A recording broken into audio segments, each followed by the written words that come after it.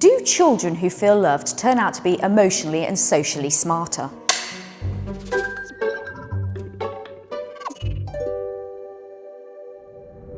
The nature of our lifelong relationships has its foundation in our very first love, that between us and our carers. Due to our large brains, we undergo a period of rapid post-birth brain growth. And this means that the environment of care has a major influence on how we develop, particularly in the prefrontal cortex, where your social and emotional cognition sit.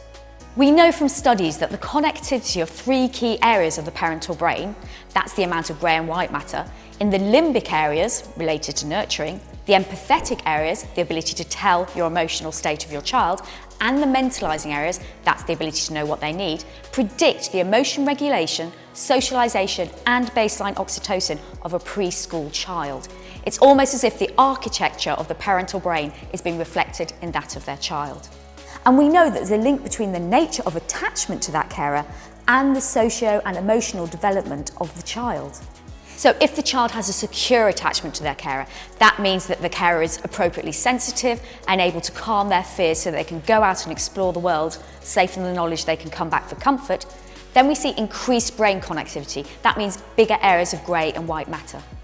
We see higher levels of baseline neurochemistry associated with social relationships, so oxytocin, dopamine and beta endorphin, meaning those childs are set up to have better social skills. We know they have enhanced pro-social skills. Those are those skills of sharing, caring and helping that make the world go round. And they have enhanced executive function. These are cognitive skills that enable us to operate in our very complicated social world. So they have better behavioural and emotional regulation. They have good working memory, they're good with their attention and are able to plan ahead. Insecure attachment and neglect lead to different outcomes. We see decreased connectivity in the child's brain, that's less grey and white matter, particularly in the prefrontal cortex where your social skills sit.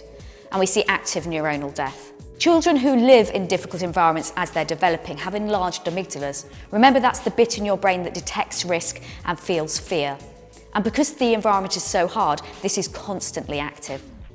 We see increased methylation of the oxytocin receptor gene, which means those children have difficulty with empathising and emotional recognition.